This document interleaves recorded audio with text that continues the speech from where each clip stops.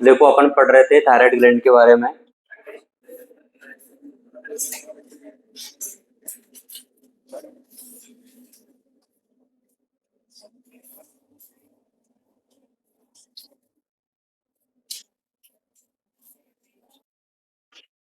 इसका जो ओरिजिन होता है वो एंडोडर्मल होता है। लोकेशन की अगर बात करते हैं तो ये पाई जाती है ventrolateral side of the neck, है ना। और किस किस के बीच में होती है?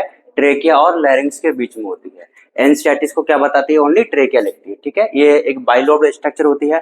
अगर आपसे पूछा जाए कि थायराइड ग्लैंड होती कितनी है तो कितनी बतानी है? होती तो एक ही है, लेकिन कितने लोब में डिवाइड रहती है? दो लोब में, ठीक है। और इसके जो दोनों लोब होते हैं वो आपस में किससे जुड़े हुए रहते हैं? एक नॉन ग्लैंडुलर स्ट्रक्चर होता है दैट इज कॉल्ड इस्थमस। ये इस्थमस एक यहाँ पे भी पाया जाता है और एक इस्थमस फैलोपियन ट्यूब में भी मिलता है। इसके बाद में अगर अपन इसके किसी भी एक लोब का क्रॉस सेक्शन लेते हैं तो उसमें हमें दिखाई देगा क्या होता है? एक स्ट्रोमल टिश्यू होता है that is made up of loose connective tissue, ठीक है। इसमें बहुत सारी फॉलिकल्स पाई जाती है। इन फॉलिकल्स का नाम क्या होता है? ये कौन सी ग्लैंड में मिल रही है? थायराइड में, इसलिए इनका नाम क्या हो जाएगा? Thyroid follicle. इन थायराइड फॉलिकल्स के अंदर जो सेल्स होती हैं वो कैसी होती हैं? ट्यूब लाइक होती हैं और उनका नाम होता है फॉलिकुलर सेल्स। और ये जो फॉलिकुलर सेल्स होती है यही कौन सा हार्मोन बनाती है? थायराइड हार्मोन बनाती है। इसके बीच का जो कैविटी होता है इसको बोला जाता है follicular cavity, storage form of the thyroxine. अपन ने स्टार्टिंग में डिस्कस किया था कि जो हार्मोन्स होते हैं उनको अपन स्टोर नहीं कर सकते, लेकिन इसका एक एक्सेप्शन भी मैंने लिखवाया था। कौन सा वाला? थायरोक्सिन। तो जो थायरोक्सिन का जो स्टोरेज फॉर्म होता है उसको बोला जाता है थायरोग्लोबुलिन। क्या बोलेंगे? थायरोग्लोबुलिन। इसके अंदर कुछ ब्लड वेसल्स भी पाई जाती हैं। और ये तो हो गई थायराइड फॉलिकल। इसके बाद जो सेल्स होती है उनको बोला जाता है पैरा फॉलिकुलर सेल्स। पहला मतलब पेरीफेरी पे या फिर outer side of follicular cavity के अंदर जो पाई जाती हैं इनको बोला दिया। और यहाँ पे जो हार्मोन होता है उसका नाम क्या होता है? थायरोकैल्सिटोनिन। ये जो बाकी के जो हार्मोन्स होते हैं थायराइड ग्लैंड के वो तो होते हैं आयोडिनाइज, तो उसमें आयोडीन का प्रेजेंस होता है। लेकिन ये जो होता है वो कैसा होता है? नॉन आयोडिनाइज हार्मोन होता है। थायरोक्सिन जो होता है, थायरोक्सिन एक क्या है? किसका नाम है? हार्मोन का नाम है, ठीक है। ये कौन से वाले एमिनो एसिड का डेरिवेटिव होता है? टायरोसिन का। वो टायरोसिन है, ये थायरोक्सिन है, ठीक है। और थायराइड हार्मोन को बनाने के लिए हमें एक जो आयोडीन होता है वो एसेंशियल होता है। अब देखो आयोडीन और टायरोसिन दोनों मिलकर ही किसका फॉर्मेशन करते हैं? थायरोक्सिन का। कैसे कैसे करेंगे देखिए इधर। जो टायरोसिन होता है वो सिंगल मॉलिक्यूल ऑफ आयोडीन के साथ में मिल जाता है, बॉन्ड बना लेता है, तो इसको बना दिया जाता है MIT. MIT is known as monoiodotyrosine. क्या होता है? Monoiodotyrosine. अगर टायरोसिन के साथ में दो आयोडीन के मॉलिक्यूल बाइंड हो जाते हैं तो उसको बोल दिया जाता है डाई आयोडोटायरोसिन। अब देखो एमआईटी और एमआईटी ये भी क्या है? पॉलीमराइज कर सकते हैं। लेकिन एमआईटी और एमआईटी को मैं पॉलीमराइजेशन करवाऊंगा तो क्या बनेगा? डीआईटी बनेगा। डीआईटी तो ऑलरेडी बना हुआ है, तो एमआईटी और एमआईटी को अपन पॉलीमराइज नहीं करवाएंगे। फिर एमआईटी और डीआईटी को करवा सकते हैं क्या? एमआईटी और डीआईटी का करवाएंगे तो क्या बन जाता है? टी3 बन जाता है। टी3 का मतलब होता है ट्राई आयोडोथायरोनिन। ऊपर जो लिखा हुआ है वो टायरोसिन है और नीचे जो लिखा हुआ है वो थायरोनिन है, दोनों अलग अलग है। फिर डीआईटी और डीआईटी को अगर अपन ने बाइंड करवाया तो क्या बन जाएगा? डीआईटी और डीआईटी कितने हो जाते हैं? ये दो और दो चार हो गए ना, तो क्या हो जाएगा? Tetra iodothyronine. ये होता है T4 और T4 एक्चुअल में क्या है? अपना थायरोक्सिन है। तो T3 और T4 क्या होते हैं? थायरोक्सिन की फॉर्म होते हैं। जो मेन थायरोक्सिन है वो कौन सा होता है? T4 होता है। बात करते हैं कि अपनी बॉडी में जो अमाउंट है बनने की वो किसकी ज्यादा होती है? T4 की ज्यादा होती है एज कम्पेयर टू T3। लेकिन बॉडी में अगर बात करते हैं एक्टिविटी की, फंक्शनल एक्टिविटी किसकी ज्यादा होती है? T3 की ज्यादा होती है। तो बनेगा तो कौन सा ज्यादा? T4। एक्टिविटी किसकी ज्यादा है? T3 की ज्यादा होती है। फंक्शन की बात करते हैं, सबसे पहले जो काम है इनका ग्रोथ में रहता है। ग्रोथ भी कौन कौन सी ग्रोथ करवा सकते हैं? फिजिकल ग्रोथ, सेक्सुअली ग्रोथ और मेंटली ग्रोथ। मेन हार्मोन होता है थायराइड हार्मोन या फिर थायरोक्सिन, जो कि कौन सी ग्रोथ करवाता है? मेंटल ग्रोथ करवाता है, मेंटल डेवलपमेंट करवा देता है। Next one is metabolism. Metabolism में कार्बोहाइड्रेट खा सकते हो, प्रोटीन खा सकते हो, फैट खा सकते हो। अगर कार्बोहाइड्रेट खावा है तो आपने क्या किया है? अपन ग्लूकोज को as a energy source use नहीं कर रहे हैं, तो ग्लूकोज पड़ा रहेगा तो उसकी वजह से क्या हो सकता है? डायबिटीज हो सकती है। इसलिए थायरोक्सिन को भी क्या बोला जाता है? डायबिटोजेनिक हार्मोन बोला जाता है। एक अपने ऐसा ही हार्मोन पढ़ा था डायबिटोजेनिक हार्मोन, इससे पहले ग्रोथ हार्मोन को भी बोला जाता है डायबिटोजेनिक। कोई बात नहीं, पढ़ाई वढ़ाई अपना काम होता नहीं है। तो जो प्रोटीन होता है, प्रोटीन अपन बनाएंगे तो जेनेसिस होगा कि लाइसिस होगा? जेनेसिस होगा। प्रोटीन को किससे बनाता है? Amino acid. ठीक, फैट को अपन ब्रेक डाउन करवाते हैं तो दैट इज लाइपोलाइसिस। पढ़ भी लिया करो, है ना, ठीक ठाक ही सब्जेक्ट है।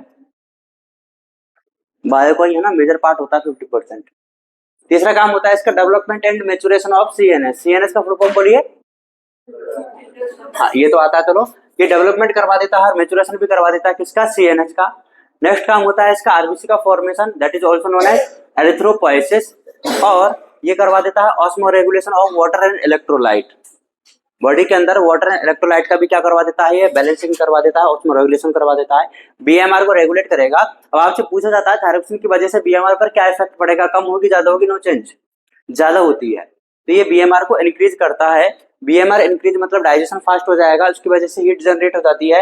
हीट की जो यूनिट होती है वो कैलोरी होती है, इसलिए इसको थायरोक्सिन को बोल दिया जाता है कैलोरीजेनिक हार्मोन। कैलोरी मतलब एनर्जी, जेनिक मतलब जनरेट करने वाला। Heat is a form of energy. ठीक है, बॉडी का टेम्परेचर इंक्रीज हो जाता है और बॉडी का जो वेट होता है वो कम हो जाता है। ये रेगुलेट भी कर देता है किसको? मेंस्ट्रुअल साइकिल को। कौन सा हार्मोन? थायरोक्सिन। कौन सा हार्मोन? थायरोक्सिन। ये 7 काम आपको याद रखने। डिसऑर्डर हाइपो सिक्रेशन से भी हो सकते हैं और हाइपर सिक्रेशन से भी हो सकते हैं। हाइपो सिक्रेशन से अगर बात करते हैं, चाइल्ड में जो होते हैं, बच्चों में जो होते हैं, वो होता है क्रिटिनिज्म। कौन सा होता है? क्रिटिनिज्म। और एडल्ट फेज में सिंपल गोइटर भी हो सकता है। ये जो सिंपल गोइटर है वो दोनों स्टेज में हो सकता है ना, चाइल्डहुड में भी हो सकता है और एडल्ट फेज में भी हो सकता है। लेकिन जो मैच्योर्ड में होता है वो ओनली किस फेज में होता है? एडल्ट में ही होता है। और एडल्ट में भी मेल में या फीमेल में? फीमेल में। इसलिए इसका दूसरा नाम भी क्या होता है? Girls disease. हाइपर सिक्रेशन से जो होता है उसको बोला जाता है eggs ophthalmic goitre, Graves disease, cancer of thyroid gland और बेसिडाउ डिजीज। सबसे पहले बात करते हैं क्रिटिनिज्म की।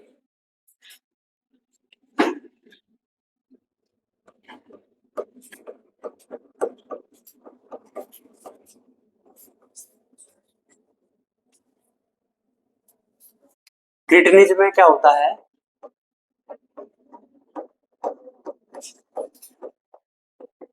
हाइपोसिक्रेशन ऑफ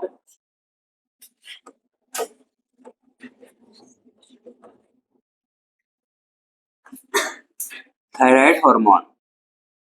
अभी जो हाइपोसिक्रेशन होता है थायराइड हार्मोन का, कौन सी वाली फेज में होता है? ड्यूरिंग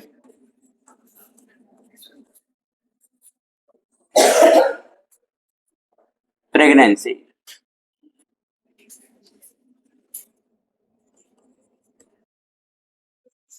प्रेगनेंसी बच्चे की होती है कि माता की होती है? मदर की होती है। ठीक है, उस टाइम पे अगर उसको थायरोक्सिन नहीं मिला, किसको? बच्चे को, मदर को नहीं। मदर के पास में। अच्छा ये बताइए, बच्चे की एम्ब्रियोनिक स्टेज में जो थायराइड ग्लैंड होती है, क्या वो कैपेबल होती है थायरोक्सिन रिलीज करने के लिए? नहीं होती है। क्या बच्चे को एम्ब्रियोनिक स्टेज के टाइम पे थायरोक्सिन की नीड होती है? तो उसको कौन देगा? मदर देगी। कैसे?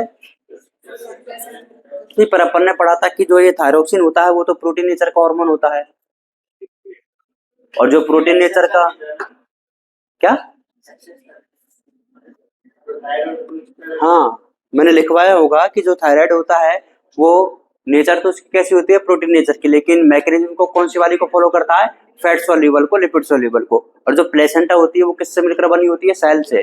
और सेल की मेम्ब्रेन किससे बनी होती है? लिपिड से। तो ये जो थायरोक्सिन होता है वो किसको क्रॉस कर सकता है? सेल की मेम्ब्रेन को क्रॉस कर सकता है। और किसके पास में जा सकता है? बच्चे के पास में, एम्ब्रियो के पास में जा सकता है। ठीक है, अब अगर किसी भी रीजन से मदर की थायराइड ग्लैंड में कोई भी दिक्कत की वजह से या फिर मदर में किसी भी प्रॉब्लम की वजह से अगर थायराइड ग्लैंड ने क्या रिलीज नहीं किया है? Thyroid hormone which is thyroxine. तो बताओ बच्चे का जो एम्ब्रियोनिक डेवलपमेंट हो रहा है, सीएनएस का डेवलपमेंट हो रहा है, वो प्रॉपर हो पाएगा क्या?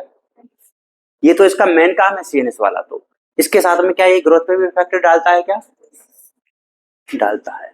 क्या ये सीएनएस पे भी डालता है क्या? तो देखो इसकी वजह से। और मैंने आपको कल बताया होगा कि सबसे पहले जो थायरोक्सिन होता है वो बच्चे में कौन से वाले एरिया को डेवलप करवा देता है?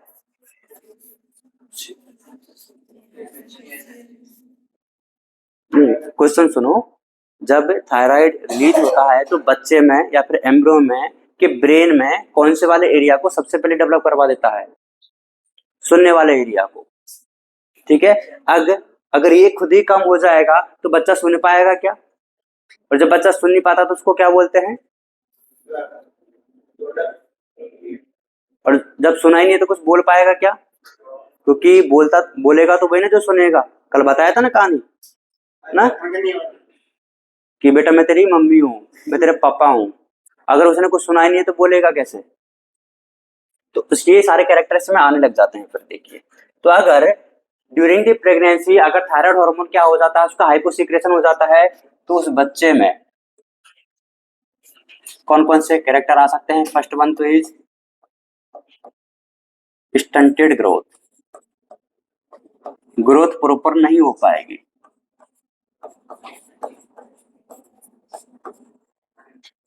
मेंटली रिटार्ड,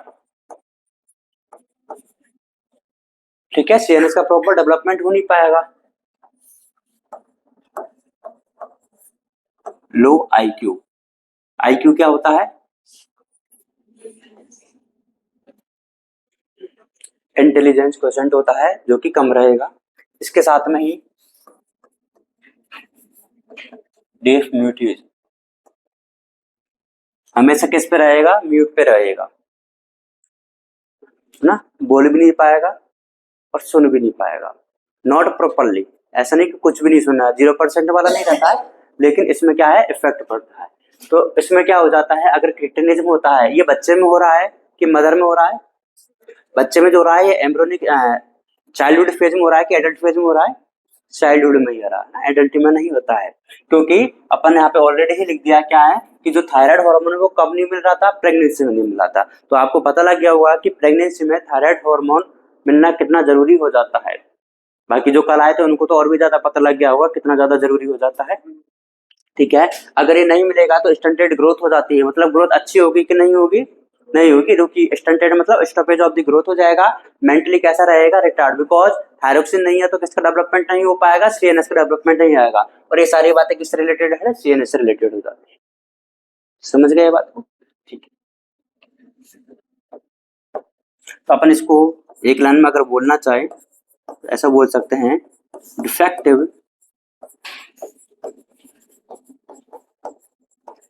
डेवलपमेंट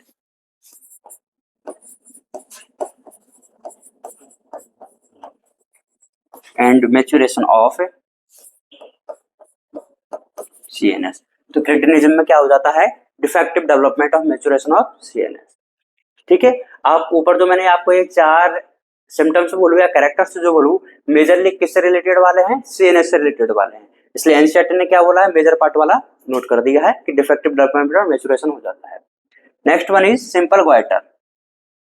इसके बारे में आपने सुना भी होगा, किसी को होते हुए देखा भी होगा।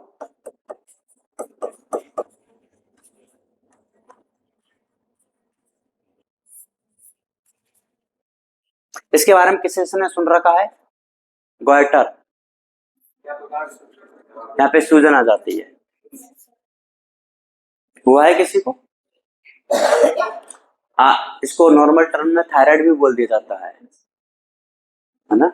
हिंदी में क्या बोलते हैं? Any idea?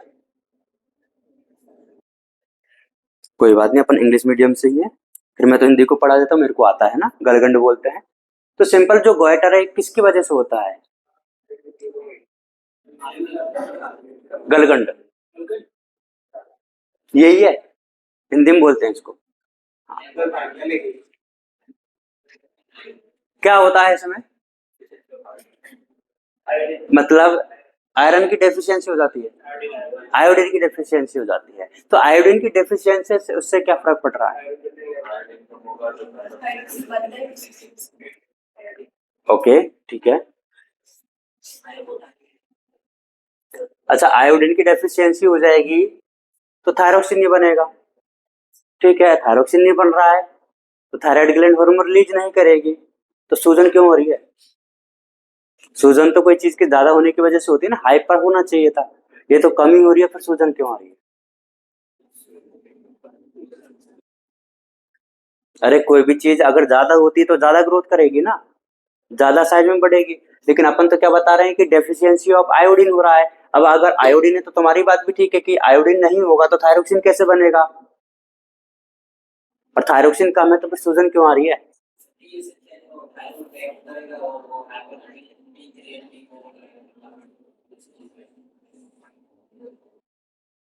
एक्ट कैसे कर देगा जब थायरोक्सिन है ही नहीं है? हाँ, तो एक्ट तो कर ले, कितना भी एक्ट कर ले, जब आयोडीन नहीं है बन कैसे जाएगा? एक्ट करने से मतलब क्या है? देखो क्या होता है, पहली बात तो ये होता किसकी वजह से है,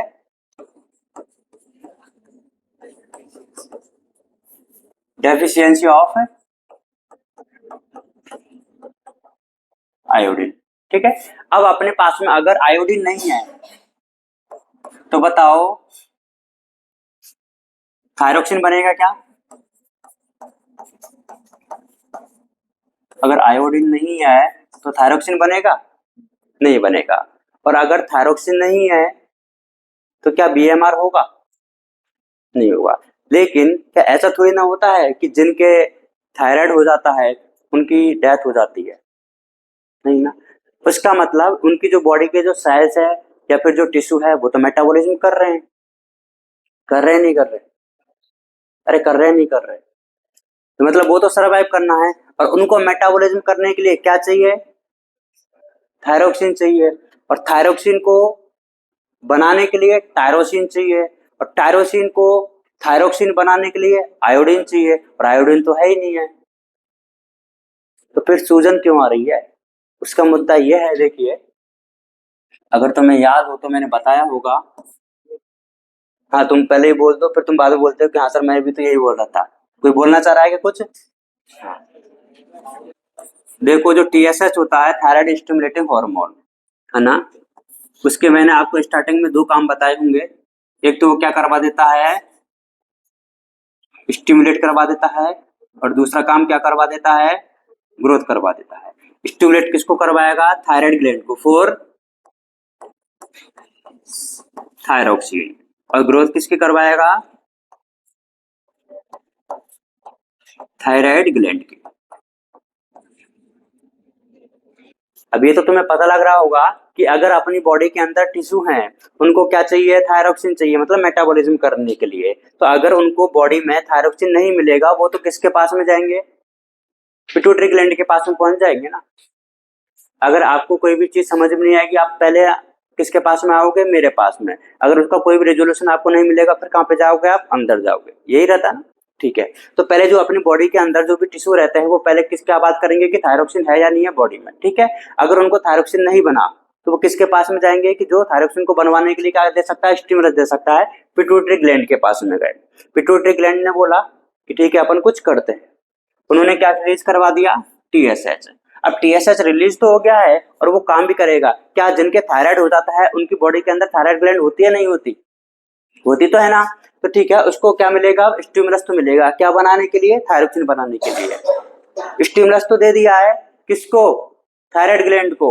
लेकिन उसको ये नहीं पता है कि स्टिमुलस के साथ में वो क्या भी करवा रही है, उसके साथ में ग्रोथ भी करवा रही है। अब बताओ जब उसने स्टिमुलस दिया है क्या बनाने के लिए? थायरोक्सिन बनाने के लिए। लेकिन ये तो पॉसिबल ही नहीं है ना, कितना भी आप स्टिमुलस दे दो जब तक आपकी बॉडी में आयोडीन है ही नहीं है टायरोसिन बाइंड ही नहीं करेगा, और टायरोसिन बाइंड नहीं करेगा तो थायरोक्सिन बनेगा क्या? नहीं बनेगा। इसके चक्कर में क्या है, ये जो पिट्यूटरी है इसको क्या है, बहुत ज्यादा क्या दे देती है? स्टिमुलस दे देती है, स्टिमुलस दे देती है, स्टिमुलस दे देती है। अब स्टिमुलस देने से काम तो होगा नहीं थायरोक्सिन बनने वाला, तो दूसरा काम कौन से होने लग जाता है? ग्रोथ होने लग जाती है। इसी को अपन क्या बोल देते हैं? Simple goitre. इसलिए मैंने टीएसएच में आपको स्टार्टिंग में भी बोला होगा कि इसका एक काम तो क्या होता है? स्टिमुलेट करवाने का, और दूसरा काम क्या होता है? ग्रोथ करवाने का। एनसीईआरटी ने फर्स्ट वाला दिया हुआ है, दूसरा वाला दिया हुआ नहीं है, लेकिन दूसरे वाले से रिलेटेड क्या दी हुई है? डिजीज दी हुई है। तो ये जो ग्रोथ होती है किसकी वजह से होती है? टीएसएच की वजह से होती है, और इसी ग्रोथ की वजह से अपन को क्या लगता है? वो थायराइड हो चुका है। वरना किसी की चीज की कमी की वजह से कोई भी चीज जो है एलआर नहीं होती है ना, कोई चीज ज्यादा होनी चाहिए तभी होता है। सो रहा है क्या भाई? नहीं, मैंने क्या बोला है? टीएसएच स्टिमुलस देता है किसको? थायराइड ग्लैंड को। ठीक है, वो दो काम के लिए देता है, एक तो थायरोक्सिन बनवाने के लिए और एक इसकी ग्रोथ करवाने के लिए। ठीक है, लेकिन थायरोक्सिन बनवाने के लिए टायरोसिन को क्या चाहिए? आयोडीन चाहिए। अब आयोडीन तो बॉडी में है ही नहीं ना, तो आप कितना भी उसको स्टिमुलस करवा रहे हो लेकिन उसकी ग्रोथ तो हो सकती है ना, क्योंकि थायराइड ग्लैंड तो है। तो ग्लैंड में क्या हो जाती है? ग्रोथ हो जाती है, और उसी को अपन क्या बोल देते हैं? थायराइड बोल देते हैं, या फिर सिंपल गोइटर के नाम से जाना जाता है। अच्छा ये बताइए, ये जो सिंपल गोइटर है वो चाइल्ड में होता है कि एडल्ट में होता है? किसी में भी हो सकता है ना, दोनों के लिए एप्लीकेबल होता है। Next one is मिक्सोडेमा।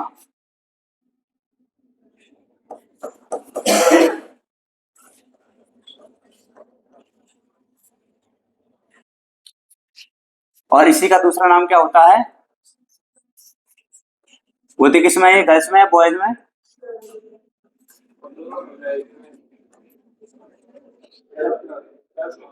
गर्ल्स दोनों होती है क्या? दोनों मतलब गर्ल्स? तो कुछ ही बोलता है कि सर दोनों गर्ल्स नहीं, दो गर्ल्स में होती है। नहीं, ऐसा तो मैंने नहीं बोला दोनों ही होगी, सब में हो सकती है। ये देखो, एडल्ट फीमेल में होती है। इसमें होती है एडल्ट फीमेल में, और इसमें ज्यादा कुछ खास नहीं होता है, बस इरेगुलर जो मेंस्ट्रुअल साइकिल होता है वो कैसा हो जाता है? इरेगुलर हो जाता है, क्योंकि थायरोक्सिन किस पे भी इफेक्ट डालता है? मेंस्ट्रुअल साइकिल पे। लास्ट फंक्शन मैंने लिखाया हुआ है, ठीक है। इसकी मैकेनिज्म अगर किसी को जानना है कि वो कैसे इफेक्ट डालता है, डाउट काउंटर पे मिल लेना, 15 मिनट का टॉपिक है, समझा दूंगा ना कैसे इफेक्ट डालता है। इधर का काम करनी है। तो ये हो जाता है मिक्सोडेमा, एडल्ट फीमेल में होता है, और इसमें क्या हो जाता है? इरेगुलर मेंस्ट्रुअल साइकिल में लग जाता है। ये तो हो जाते हैं कौन से वाले? हाइपोसिक्रेशन वाले। नेक्स्ट अपन बात करते हैं हाइपर सिक्रेशन। ध्यान से सुनना, हाँ बोलो। ये समझाया नहीं? कुछ भी नहीं समझ आया मैंने? ये जो मिक्सोडेमा होता है, इसका दूसरा नाम होता है गर्ल्स डिजीज, और होती किस में है? ये एडल्ट फीमेल में होती है, मेल में नहीं होती, ठीक है। और इसमें क्या होने लग जाता है? जो मेंस्ट्रुअल साइकिल होता है वो इरेगुलर हो जाता है, दैट्स इट, बस। हाँ, ऐसे ही क्या, और क्या करूं? हाँ, ये कैसे इरेगुलर करता है वो अगर किसी को जानना है तो वो डाउट काउंटर पे आना पड़ेगा उसके लिए।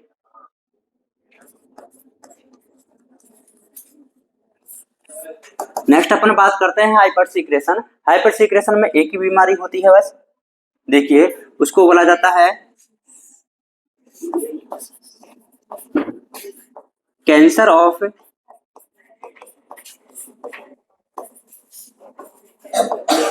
थायराइड ग्लैंड, या फिर इसी को बोला जाता है नोड्यूल फॉर्मेशन।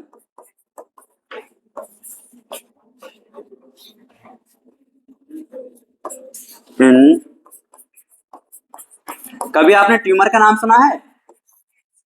ट्यूमर में क्या होता है? गांठ बन जाती है, मतलब सेल्स का ग्रुपिंग हो जाती है ना, उसी को अपन ने क्या बोल दिया है यहाँ पे? नोड्यूल। तो अगर मैं बोलूं कैंसर ऑफ थायराइड ग्लैंड या फिर नोड्यूल फॉर्मेशन इन दी थायराइड ग्लैंड, इसकी वजह से क्या हो जाता है? अब देखो, नोड्यूल फॉर्मेशन या फिर कैंसर में आपको थोड़ा सा बहुत तो आइडिया होगा ना कि नंबर ऑफ सेल्स इंक्रीज होने लग जाता है। इसके अंदर थायराइड फॉलिकल थी, इनका नंबर इंक्रीज होने लग जाएगा, तो जितनी थायराइड फॉलिकल उतना ही ज्यादा क्या? थायरॉक्सिन, क्योंकि थायराइड फॉलिकल के अंदर क्या है? फॉलिकुलर सेल्स है, और वो क्या रिलीज कर रही है? Thyroid hormone. और थायराइड हार्मोन कौन सा होता है? थायरोक्सिन। तो जितनी ज्यादा सेल्स उतना ही ज्यादा थायरोक्सिन। तो यहाँ पे क्या होने लग जाता है? थायराइड ग्लैंड से ज्यादा थायरोक्सिन रिलीज होने लग जाता है, और ये इफेक्ट डालता है बॉडी की फिजियोलॉजी पर। अब वो इफेक्ट कौन कौन से हो सकते हैं, देखिए इधर।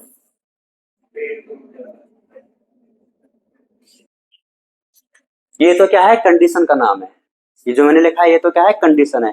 अब बात करते हैं डिजीज कौन सी होती है इसकी वजह से। इस डिजीज को बोला जाता है क्या? X ophthalmic goitre.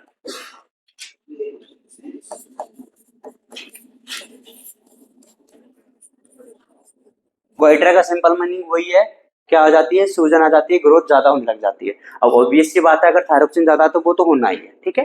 एक्स का मतलब होता है आउटर साइड, ऑप्थल, ये चश्मे वगैरह जो बनाते हैं इनको क्या बोला जाता है? Optical centre. तो ऑप्थो वर्ड जो है वो किसके लिए होता है? आईज के लिए होता है। एक्स ऑप्थेल्मिक गोइटर, क्या बोला जाता है? एक्स ऑप्थेल्मिक गोइटर, मतलब इसमें सूजन तो आएगी, लेकिन कौन से वाले पार्ट पे आ जाती है? आईज वाले पार्ट पर, जिसको अपन क्या बोल देते हैं? अभी मैं बताऊंगा इससे रिलेटेड क्या होता है। इसी का दूसरा नाम जो होता है उसको बोला जाता है ग्रेव्स डिजीज। इसी का तीसरा नाम क्या होता है? बेसिडाउ डिजीज। इसका चौथा नाम भी होता है लेकिन वो मत करो यार,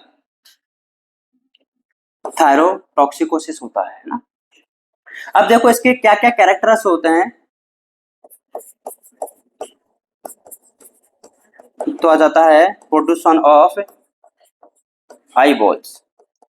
कि आपकी जो आई बॉल्स होती है वो ऐसी लगती है कि वो बाहर निकली हुई है, इसी को तो इसलिए अपन ने क्या बोला है, एग्स ऑप्थेल्मिक गोइटर, मतलब वो बाहर निकली हुई रहती है, ठीक है। और एनलार्जमेंट ऑफ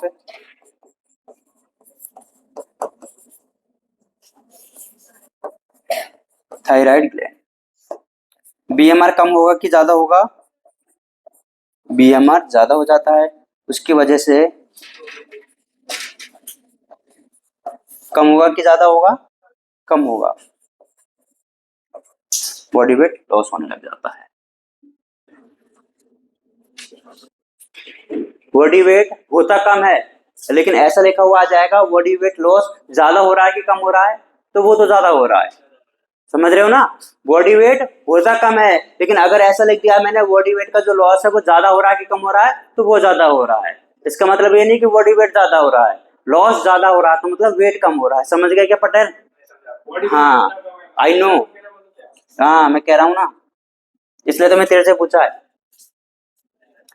बॉडी वेट जो है वो लॉस हो रहा है मतलब कि कम हो रहा है,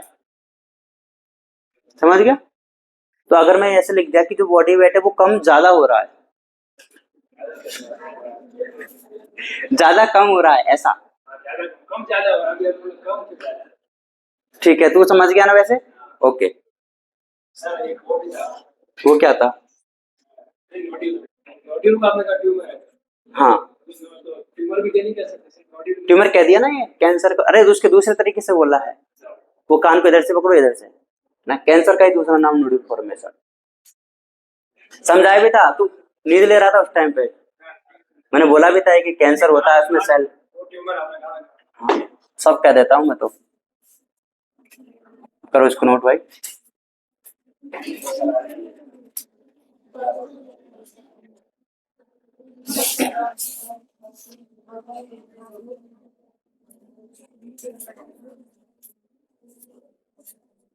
इसमें देखो ये थायरोक्सिन वाला काम तो नहीं होगा, ये वाला काम।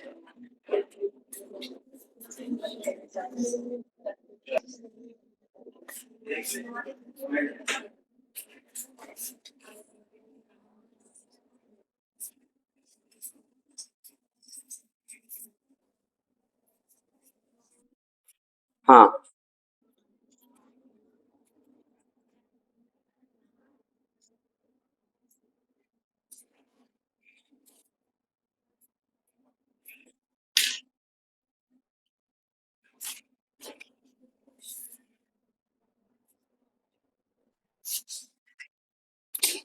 नेक्स्ट पढ़ते हैं,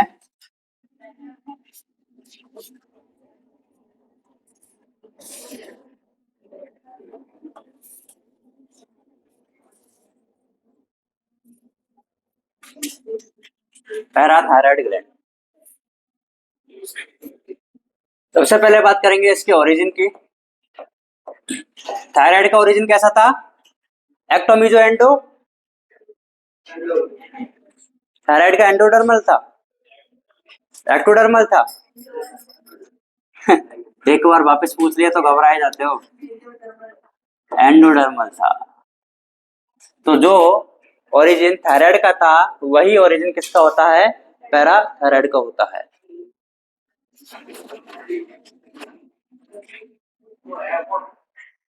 ठीक है, अब देखो अपन ने बोला था कि जो थायराइड ग्लैंड होती है वो कुछ ऐसे प्रेजेंट होती है, ऐसी होती है ना थायराइड ग्लैंड, अरे होती है कि नहीं होती, और आपस में किससे जुड़ी हुई है, वो स्टमक से जुड़ी हुई है। लेकिन अपन पढ़ कौन सी ग्लैंड रहे हैं, पैराथायराइड। तो जो पैराथायराइड है वो यहाँ पे पाई जाती है, कितनी हो गई है, 4 हो गई है। हर एक थायराइड के लोब में 2 पैराथायराइड ग्लैंड पाई जाती है। तो अगर मैं इसकी लोकेशन की बात करता हूँ, किसकी, पैराथायराइड की, तो लोकेशन आपको क्या बतानी है, on the dorsal side of, या फिर कई क्वेश्चन में आपको मिल जाता है बैक साइड ऑफ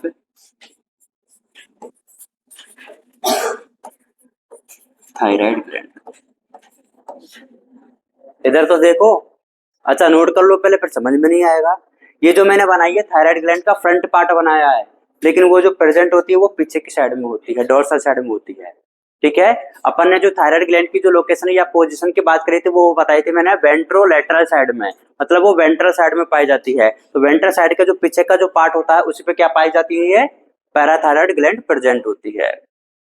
कौन सी प्रेजेंट होती है, पैराथायराइड। अब अगर अपन एनसीईआरटी में इसके डायग्राम की बात करते हैं, तो मैंने कभी आपको अगर ब्रीदिंग वाला चैप्टर पढ़ाया है तो आपको थोड़ा सा नॉलेज होगा कि मैंने वहां पे बताया था सी शेप की कार्टिलेजिनस रिंग पाई जाती है, जो कि कौन सी वाली सरफेस से इनकम्प्लीट रहती है, डोर्सल साइड से इनकम्प्लीट रहती है। कौन सी साइड से, डोर्सल साइड से। तो अगर मैंने आपको दो डायग्राम दिए तो आप कैसे पहचानोगे कि ये थायराइड का डायग्राम है कि पैराथायराइड का डायग्राम है। पहली बात तो अपन को ये देखना है कि जो थायराइड प्रेजेंट होगी तो वहीं पे तो क्या प्रेजेंट होगी, पैराथायराइड। और जो थायराइड होती है वो लैरिंक्स और ट्रेकिया के बीच में पाई जाती है। ठीक है, अब अगर मैं बात करता हूं कि मैंने आपको जैसे कि यहाँ पे ट्रेकिया बना दिया, ये मैंने क्या बना दिया, ट्रेकिया बना दिया। लैरिंक्स और ट्रेकिया के बीच में ऐसा ही तो होता है ना। अगर मैंने ट्रेकिया बनाया और वहां पर ऐसे रिंग बना दी, तो बताओ रिंग आपको कौन सी वाली साइड से विजिबल होगी, वेंट्रल या फिर डोर्सल से, वेंट्रल साइड से विजिबल होगी। ठीक है, तो अगर मेरे यहाँ पे ट्रेकिया में आपको अगर रिंग्स दिखाई दे रही है, इसका मतलब कि वो जो ग्लैंड है वो कौन सी है, थायराइड ग्लैंड है। कौन सी है, थायराइड ग्लैंड है। और अगर आपको ट्रेकिया में ये जो रिंग्स होती है वो विजिबल नहीं है, तो इसका मतलब वो कौन सी ग्लैंड है, पैराथायराइड है। क्योंकि अपन ने क्या बोला, ये डोर्सल साइड में पाया जाता है और वो जो रिंग होती है वो डोर्सल साइड में तो इनकम्प्लीट होती है। समझ गए क्या बात को, अरे समझे कि नहीं समझे। ठीक है, तो एनसीईआरटी में दोनों डायग्राम दिए हुए हैं, वहां पे चेक कर लेना। एक थायराइड वाले में तो आपको रिंग दिखाई देंगी और पैराथायराइड वाले में आपको रिंग विजिबल नहीं होंगी। ठीक है,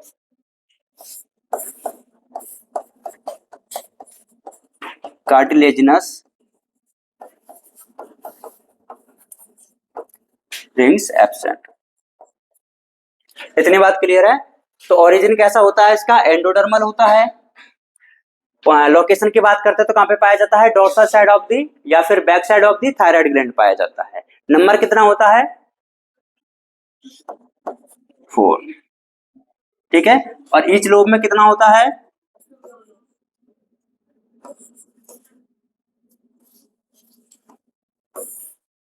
टोटल कितनी होती है, 4 होती है, 2 इन ईच थायराइड लोब।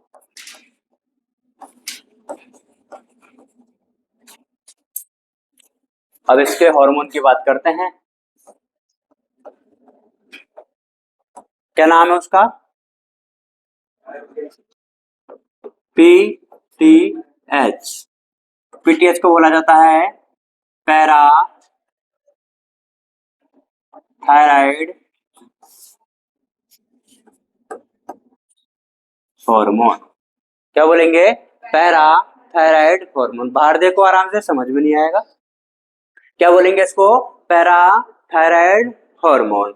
इसी का और भी नाम होता है, इसको बोला जाता है पैराथॉर्मोन। क्या बोलेंगे, पैराथॉर्मोन। इसी का एक और नाम होता है, इसको बोला जाता है कोलेप्स हार्मोन, क्योंकि कोलेप्स ने इसके बारे में बताया था। तो पीटीएच बोलू या फिर पैराथायराइड बोलू या फिर पैराथॉर्मोन बोलू या फिर कोलेप्स हार्मोन बोलू, बात एक ही है। अब बात करते हैं इसके फंक्शन की। इसका जो मेन काम होता है that is in the calcium metabolism.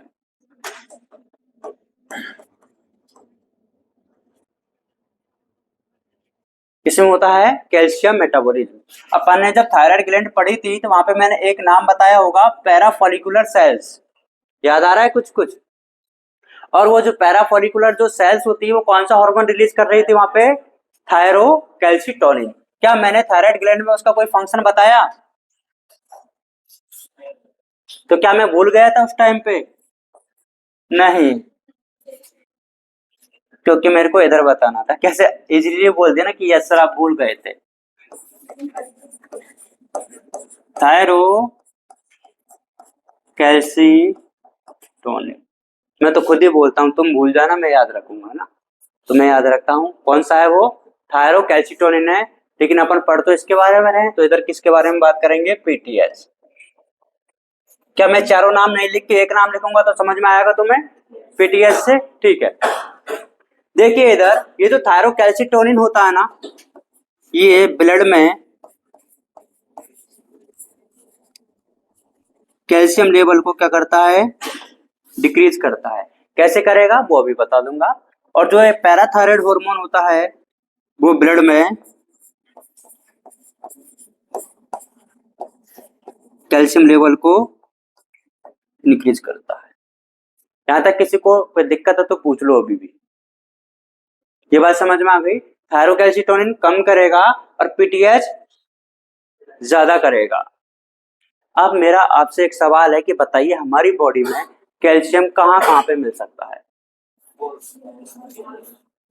एक तो बोन्स में मिल सकता है, वेरी गुड। और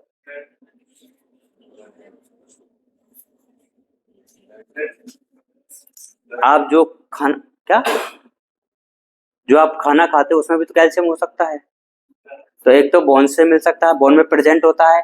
एक अपन जो भी फूड इनटेक करते हैं उसमें प्रेजेंट होता है। ठीक है। अब फूड इनटेक करने के बाद में बॉडी में जो अनडाइजेस्टेड रह जाएगा वो फिल्टर होने के लिए ब्लड में रहेगा, तो एक ब्लड में मिल सकता है। अब ब्लड को फिल्टर कहाँ पे किया जाएगा? किडनी में किया जाएगा, तो इन लोकेशन पे मिल सकता है। अब इसका काम क्या है कि ब्लड में से कैल्शियम को क्या करना है? कम करना है।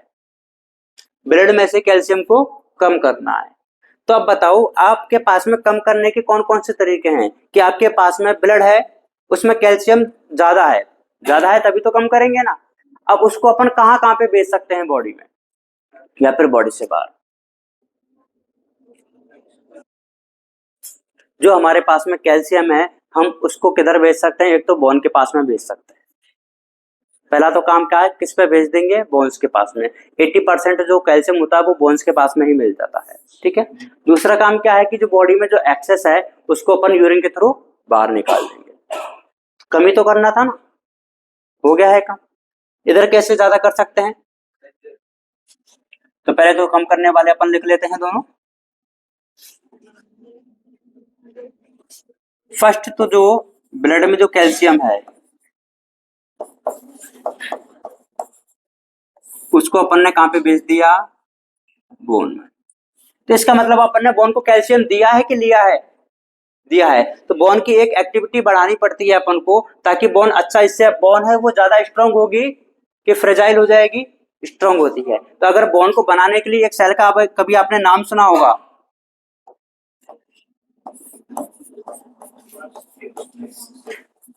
ऑस्टियोब्लास्ट। बोन का फॉर्मेशन ऑस्टियोब्लास्ट से होता है। तो अपन ने यहाँ पे ऑस्टियोब्लास्ट की जो एक्टिविटी है वो क्या करवा दी है? इंक्रीज करवा दी है। तो ऑस्टियोब्लास्ट की एक्टिविटी इंक्रीज हो जाने से जो ऑस्टियोब्लास्ट सेल होती है वो ब्लड से कैल्शियम को कहां पे डाल देती है? बोन में डाल देती है। तो एक काम तो अपन ने ये कर दिया, ठीक है, बोन में। लेकिन अगर फिर भी ज्यादा रह जाता है तो अपन क्या करेंगे? ब्लड से कैल्शियम को किसके साथ में निकाल देंगे बाहर?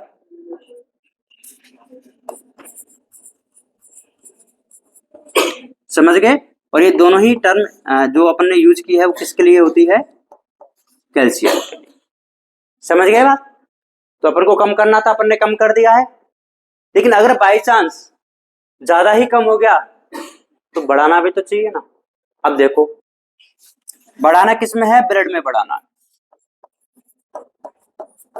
ब्लड में अपन को कैल्शियम इनटेक ज्यादा करना है। तो कैसे कैसे कर सकते हैं? पहला काम तो देखो जहां पे दिया है वहां से ले लो वापस से।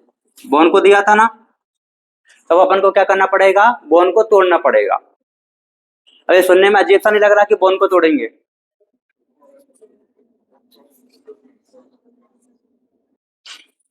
बोन को तोड़ देंगे तो अपन कैसे सरवाइव करेंगे? तो अपन ने क्या बोला है कि जो अपन ने एक्स्ट्रा कैल्शियम बोन को दिया था तो बोन उसको क्या है अपनी बॉडी के क्या जो बोन के बाहर ही क्या है एक्स्ट्रा डिपॉजिट कर लेती है। तो जो एक्स्ट्रा पार्ट है बोन का वहां से अपन उसको क्या करवा देते हैं, वापस से ले लेते हैं, ब्रेक डाउन करवा देते हैं। और यहाँ पे एक सेल का वापस से रोल आ जाता है ऑस्टियोक्लास्ट। क्लास्ट का मतलब ब्रेक डाउन करवाने वाली, ब्लास्ट का मतलब फॉर्मेशन करवाने वाली। और वो कहाँ पे आ जाएगा, कैल्शियम ब्लड में आ जाएगा। एक काम तो ये हो गया है। वापस से अपन ने क्या किया, जो भी अपन फूड सब्सटेंस लेते हैं उसमें भी तो कैल्शियम हो सकता है, उसको अपन ने क्या कर लिया, एब्जॉर्ब किया। और किडनी के पास में भी तो जा रहा होगा ना, ब्लड से फिल्टर हो के, वहां से उसको क्या कर लिया। अब दिक्कत पता है कहां पे आती है, सेकंड और थर्ड वाले में आती है। फर्स्ट वाला तो आप डायरेक्ट कर लोगे कि बोन का क्या करवा दिया है, ऑस्टियोक्लास्ट करवा दिया है। फूड का है, वहां से अपन ने कैल्शियम को क्या किया है, एब्जॉर्ब किया है। और किडनी से क्या किया है, तो यहाँ पे क्या स्टेटमेंट में क्या आ जाएगा, फूड से तो क्या करवा देंगे और किडनी से क्या करवा देंगे। और तुम्हें कैसा लगेगा कि सही तो है, तुम 3 बार पढ़ोगे फिर भी तुम्हें कैसा लगेगा, सही तो है, कि दिक्कत आ कहां रही है, नेगेटिव कैसे हो गया मेरा। फूड में तो क्या आना चाहिए और किडनी में क्या आना चाहिए, ताकि आप कितने से बच जाओ, -5 से बच जाओ। ये काम होता है, समझ गए। कभी आपने सुना है बोन का डीमिनरलाइजेशन हो जाता है, वो यही होता है बोन का। यहाँ पे डिसऑप्शन भी बोला जाता है इसको, या फिर डीमिनरलाइजेशन।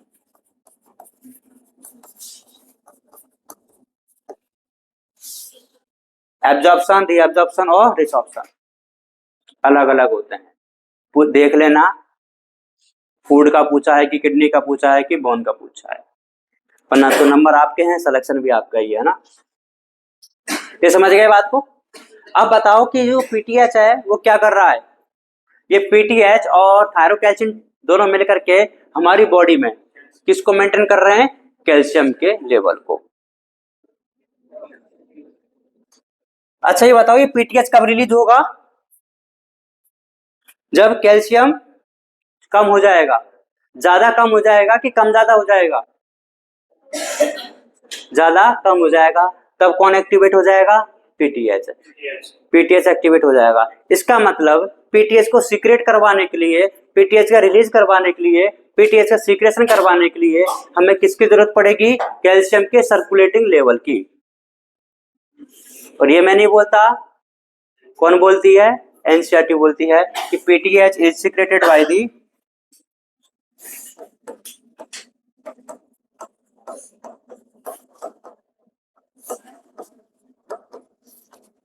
सर्कुलेटिंग